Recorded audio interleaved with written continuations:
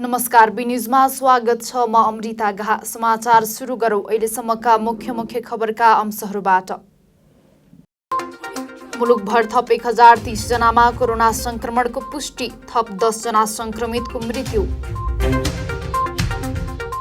गुल्मीमा पछिल्लो 24 घण्टामा 36 जनामा कोरोना संक्रमण पुष्टि, सक्रिय संक्रमितको संख्या 390 जना पुग्यो। गुल्मीको रेसुङ्गा गौशालाबाट गहुँत सङ्कलन र प्रशोधन सुरु, केही दिनमा लेबलिङ गरी बजार पठाउने योजना। र पोषण संवेदनशील सम्बन्धी 2 दिने तालिम तमघासमा सुरु, 12वटै स्थानीय तहका शाखा प्रमुख तथा प्रतिनिधिहरूको उपस्थिति।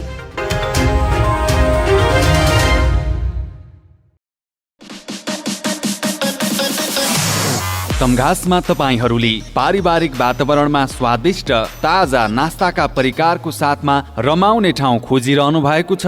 यदि त्यसो हो भने आउनुहोस् तमघासको पुतली बजारमा रहेको द स्टार फ्यामिली रेस्टुरेन्टमा, जहाँ तपाईले पाउनुहुनेछ मोमो आइटममा chicken momo, mutton momo, paneer momo, steam momo, झोल momo, fry momo, chilli momo. Chowmein आइटममा veg chowmein, mushroom chowmein, chicken chowmein, अन्डा chowmein, paneer chowmein, mutton chowmein, mix chowmein. मासु आइटममा चिकन फ्राई, चिकन तास, chicken chilli, lollipop, leg piece, सादेको मासु। मटन आइटममा भुटुवा, तास, हेकुला र सादेको मासु पाइन्छ।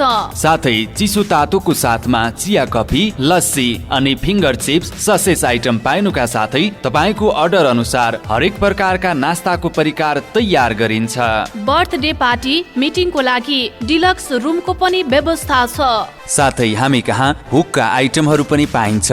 सम्पर्क the star family restaurant, Resunga नगरपालिका 1 Putali Bazar, Tamghas, Gulmi. Proprietor Ramprasad Pandey. Mobile number 9841 057 66 र 9869 32 309। एक पटक सेवा गर्ने मौका अवश्य दिनुहोस्।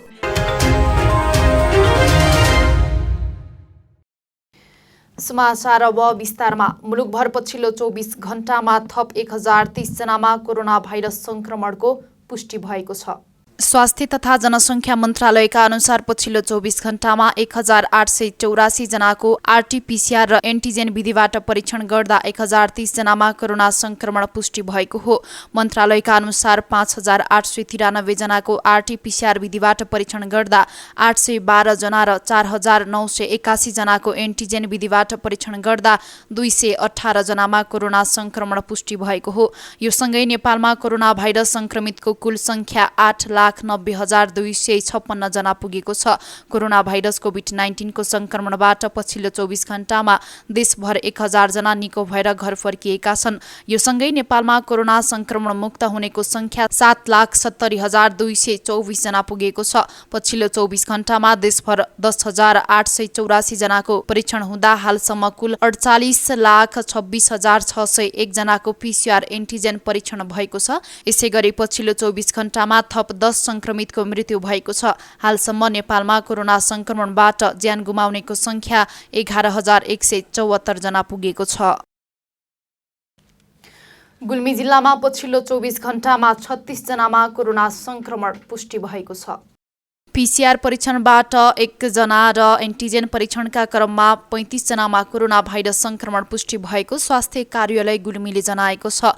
जिल्लाको रुरु क्षेत्र गाउँपालिकामा 12 जना, धुरकोट गाउँपालिकामा 7 जना, छत्रकोट गाउँपालिकामा 6 जना, रेसुङ्गा नगरपालिकामा 6 जना, गुल्मी दरबार गाउँपालिकामा 3 जना र इस्मा गाउँपालिकामा 2 जनामा कोरोना संक्रमण पुष्टि भएको हो। संक्रमित मध्ये 22 जना पुरुष र 14 जना महिला रहेका छन्। यो सँगै जिल्लामा सक्रिय संक्रमितको संख्या 390 जना रहेको स्वास्थ्य कार्यालय गुल्मीले जनाएको छ। पछिल्लो 24 घण्टामा निको भएर डिस्चार्ज हुनेको संख्या भने 0 रहेको छ। जिल्लामा दोस्रो लहर सुरु भएपछि कोरोना भाइरस संक्रमणका कारण 97 जनाले ज्यान गुमाएका छन्। रेसुङ्गाको गौशालाबाट अर्को सङ्कलन, प्रशोधन तथा बिक्री वितरणको काम सुरु गरिएको छ। 2042 सालबाट योगी नरहरिनाथले रेसुङ्गा यज्ञशालामा कोटी होमको माध्यमबाट सङ्कलन भएका 26 वटा गाईका बाछीहरूबाट गौशाला सुरु गरिएको थियो। अहिले लक्ष्मी जातका 150 बढी गाईहरू गौशालामा रहेका छन्। रेसुङ्गा संरक्षण समितिले गाईहरूको संरक्षण र व्यवस्थापनको काम गरिरहेको छ। यो वर्षबाट गोमूत्र अर्थात् गहुँत सङ्कलन, प्रशोधन र बजारीकरणको काम थालिएको रेसुङ्गा संरक्षण समितिका अध्यक्ष सुरेश भुसालले जानकारी दिनुभयो। अहिले दैनिक 20 लिटर गोमूत्र सङ्कलन र प्रशोधन गरिएको छ। यो मूत्र काठमाडौँ प्रयोगशालाबाट परीक्षण समेत गरिएको छ। परीक्षणका क्रममा रेसुङ्गाको जंगलमा पाइने विभिन्न थरीका दुर्लभ जडीबुटीहरू खाएका, चिसो र अग्लो ठाउँमा चरेका स्थानीय जातका गाईहरूको गोमूत्र देशका अरू गौशालामा भन्दा उत्कृष्ट पाइएको भुसालले दावी गर्नुभयो। उत्पादित गोमूत्र अहिले देशका विभिन्न आश्रमहरूमा पठाइएको छ। रेसुङ्गा संरक्षण समितिका अनुसार प्रशोधित गोमूत्र केही दिनमा लेबलिङ गरेर बजारमा पठाउने योजना रहेको छ। गौशालामा गोमूत्रलाई सङ्कलन तथा प्रशोधन गरेर औषधि र धार्मिक कार्यको लागि बजारीकरणको काममा तारा गाउँ विकास समितिका प्रमुख झविन्द्र गेवालीले सहयोग गर्नुभएको छ। उहाँ स्वर्गद्वारी आश्रमका संरक्षक भागवतानन्द गिरीका भक्त हुनुहुन्छ। गेवालीकै पहलमा दाताहरूबाट सङ्कलन गरेका केही रकमबाट 60 लाख रुपैयाँको लागतमा गौशाला व्यवस्थापन, गोपालहरूको वासस्थान र गाईलाई दर्शन गर्न आउने दर्शनार्थीहरूलाई बस्ने व्यवस्था सहितको काम भइरहेको संरक्षण समितिका सचिव मोती खनालले बताउनुभयो। गौशालामा कार्तिक औँसीमा ठूलो मेला लाग्ने गर्दछ। यो वर्ष गो महोत्सवको आयोजना गर्ने, गोमूत्र प्रशोधनको लागि अझै अत्याधुनिक मेसिन ल्याउने, गाई र गणयौलाको मल बनाउने प्रविधि ल्याउने योजना रहेको रेसुङ्गा संरक्षण समितिका सचिव मोती खनालले बताउनुभयो। गुल्मीमा स्थानीय तहका कृषि तथा पशु सेवा शाखाका प्राविधिकहरूलाई पोषण संवेदनशील सम्बन्धी 2 दिने तालिम दिन सुरु गरिएको छ। जिल्लाका 12वटै स्थानीय तहका पशु तथा कृषि शाखाका प्राविधिकहरूलाई पोषण संवेदनशील सम्बन्धी 2 दिने तालिम तमघासको मझेरी होटलमा प्रदान गरिएको छ।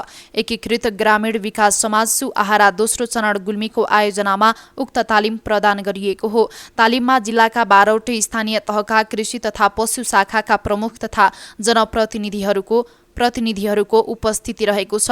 पोषण संवेदनशील कृषि अवधारणालाई सुनिश्चितता गर्नका लागि प्रदेश कृषि ज्ञान केन्द्र, भेटनरी अस्पताल तथा पशु सेवा विज्ञ केन्द्र तथा स्थानीय तहहरू र विकास साझेदारहरूले अपनाएका अभ्यासहरूको संयुक्त रूपमा समीक्षा र छलफल गरी अनुसन्धान र तथ्यका आधारमा राम्रा अभ्यासहरूको निरन्तरता र प्रसार सम्बन्धी भावी योजना बनाउने तालिमको उद्देश्य रहेको सुआहारा कार्यक्रमका फिल्ड संयोजक राजेन्द्र विकले जानकारी दिनुभयो।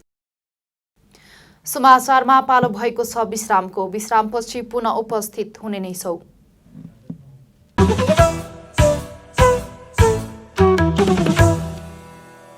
शुभ विजयादशमी तथा दीपावली 2078 को पावन अवसरमा हाम्रा सम्पूर्ण ग्राहक महानुभाव, शुभचिन्तक, आफन्तजन, स्वदेश तथा विदेशमा रहनुहुने सम्पूर्ण नेपाली जनहरूमा सुख, शान्ति, समृद्धि र उत्तरोत्तर प्रगतिको हार्दिक मङ्गलमय शुभकामना व्यक्त गर्दछौँ। Sagarmatha auto and recondition, Tamghas Pulchowk Gulmi.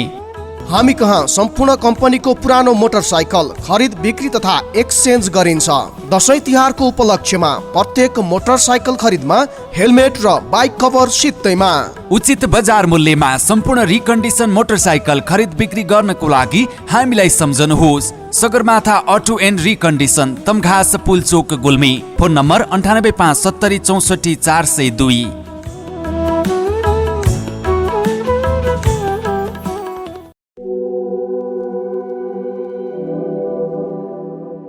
यो मोबाइल पनि कामै नलाग्ने भयो नि। फाल्दिउँ जस्तो रिस उठ्छ, के गर्नु? यसैले भए काम चलाउनु पर्यो। अब भिडियो कल गर्न त हराओ, एकचोटि यही मोबाइलबाट भए पनि विदेशमा भएको दाइलाई फोन गरेर मोबाइल पठाइदिनु भन्नु पर्यो।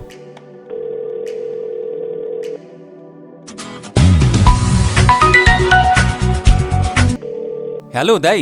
भन भाइ। तपाईँ विदेशबाट आउँदा अलि राम्रो मोबाइल सेट ल्याइदिनु पर्यो। अरू इलेक्ट्रोनिक सामान पनि ल्याउनु पर्नेछ। तपाईँ आएपछि बुटुलतिर गएर ल्याउला, हुन्न र? यत्रो समयसम्म गाउँमा बसेर पनि त्यति पनि थाहा छैन तिमीलाई? त्यही गुल्मीको चन्द्रकोट गाउँपालिका मजुवामा रहेको हरिदाईको आयुष मोबाइलमा जाऊ न। तिमीले किन्न खोजेको मोबाइल सेट र सबै इलेक्ट्रोनिकका सामानहरू मिलाएर दिन्छन्। किन जानु पर्यो बुटोल? ए हो र दाइ, मलाई त थाहा नभएर हो नि। अब त्यसै गर्छु उसो भए। हजुर, तपाईहरूको सुविधालाई मध्यनजर गरी गुल्मी जिल्लाको चन्द्रकोट गाउँपालिका 8 मजुवा बजारमा रहेको आयुष मोबाइलका सेवाहरू iPhone, Samsung, Vivo, Oppo, Infinix, Realme, Mi, Lava, OnePlus लगायत ब्रान्डका नयाँ मोडलका मोबाइल सेटहरू सुपथ मूल्यमा पाइन्छ। विदेशबाट ल्याएका फोन अनलक गरिन्छ। यहाँ मोबाइलका charger, battery, earphone cover, power bank पनि पाइन्छ। घडी, रेडियो, मिक्सर, पंखा, charger, bulb, normal bulb, smart watch, LED TV, fridge, तारी फाल्ने machine, rice cooker, woofer, sound system लगायत इलेक्ट्रोनिक सामानको साथमा ल्यापटप तथा कम्प्युटरका सबै प्रकारका सामान सुपथ मूल्यमा पाइन्छ। फोटोकपी तथा प्रिन्ट पनि गरिन्छ है। कतारमा 14 वर्षसम्म मोबाइलको काम गरी अनुभव सङ्घाल्नु भएका हरिप्रसाद अर्यालबाट सबै खाले इलेक्ट्रोनिक सामानको मर्मत गरिन्छ। इलेक्ट्रोनिक सामान किन्न र मर्मत गर्न सदैव सम्झनुहोस् मजुवा बजारमा रहेको आयुष मोबाइल कम्प्युटर एन्ड इलेक्ट्रोनिक्सलाई। घर 1 सेवा अनेक। Proprietor Hariprasad Aryal. Phone number 9866 52 39 49। Teej, Dashain, तिहारमा विशेष छुटको साथमा धमाधम बिक्री वितरण भइरहेको छ। मूल्यमा ठगिनु पर्दैन। सस्तो र टिकाउ सामान सबैले लैजाउँ। Sagarmatha auto and recondition, Tamghas Pulchowk, Gulmi. हामी कहाँ सम्पूर्ण कम्पनीको पुरानो मोटरसाइकल खरिद, बिक्री तथा एक्सचेन्ज गरिन्छ।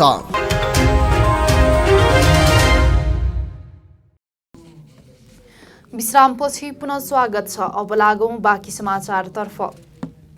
अर्घाखाँची जिल्लामा नजिकै गरेको बडा दशैंलाई मध्यनजरमा राखेर भिडभाड हुने ठाउँमा रोक लगाइनु भएको छ। साथै यसपालिको बडा दशैंमा सराई नाच नहुने भएको छ। प्रमुख जिल्ला अधिकारी विष्णु पौडेलको अध्यक्षतामा कोभिड-19 सङ्कट व्यवस्थापन केन्द्र अर्घाखाँचीको सन्धि खर्कमा बसेको बैठकले नजिकै गरेको बडा दशैंलाई मध्यनजरमा राखेर भिडभाड हुने क्षेत्रमा कार्तिकका 4 गते राति 12 बजेसम्म रोक लगाउने गरी अन्य सबै खोल्ने निर्णय गरेको हो। अब स्वास्थ्य मापदण्ड पालना गरेर सबै निजी तथा सार्वजनिक यातायात, होटल, रेस्टुरेन्ट, सैलुन, जिम हल सबै 5 बजेदेखि बेलुकी 8 बजेसम्म खुल्नेछन्। यस्तै बैंक तथा वित्तीय संस्थाहरू खाद्य वस्तु, तरकारी, फलफूल, पानी, दूध तथा दूधजन्य पदार्थ, औषधि र स्वास्थ्य सेवासँग सम्बन्धित निर्माण सम्बन्धी पसल र व्यवसाय, सुन, भाँडाकुँडा, अटोमोबाइल्स, खेलकुद सामग्री, कपडा, जुत्ता, sari, cosmetics, fancy, tailoring, gift, विद्युतीय सामग्रीका पसलहरू सबै खुलेका छन्। जिल्लामा विद्यालय, क्याम्पस, शैक्षिक संस्थाहरूमा परीक्षाका कार्यक्रमहरू यथावत सञ्चालन भएका छन्। जिल्लामा कोरोना संक्रमितको संख्या दिन प्रतिदिन घटेको छ। गत वैशाख 21 गते मंगलबारदेखि जारी निषेधाज्ञाका कारण जिल्लाको जनजीवन अत्यन्त कष्टकर भएको थियो। भारतले कब्जामा लिएको दार्चुलाको कालापानी, लिपुलेक र लिम्पियाधुरामा यसपालि जनगणना नहुने भएको छ।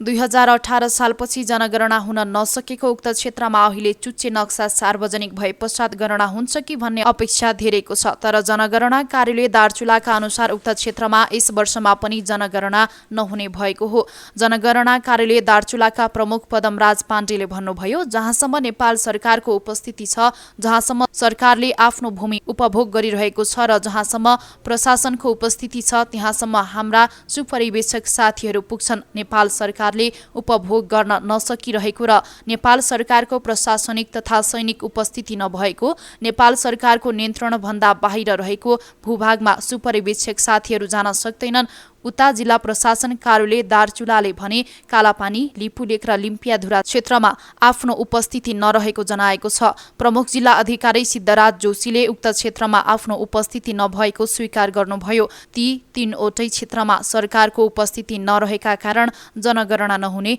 निश्चित भएको छ। हामी समाचारको अन्त्यमा छौं, तर बिदा हुनु पूर्व यस प्रसारणका मुख्य समाचार पुनः एकपटक। मुलुकभर थप 1030 जनामा कोरोना संक्रमणको पुष्टि, थप 10 जना संक्रमितको मृत्यु। गुल्मीमा पछिल्लो 24 घण्टामा 36 जनामा कोरोना संक्रमण पुष्टि, सक्रिय संक्रमितको संख्या 390 जना पुग्यो। गुल्मीको रेसुङ्गा गौशालाबाट गहुँत सङ्कलन र प्रशोधन सुरु, केही दिनमा लेबलिङ गरी बजार पठाउने योजना। र पोषण संवेदनशील सम्बन्धी 2 दिने तालिम तमघासमा सुरु, 12वटै स्थानीय तहका शाखा प्रमुख तथा प्रतिनिधिहरूको उपस्थिति।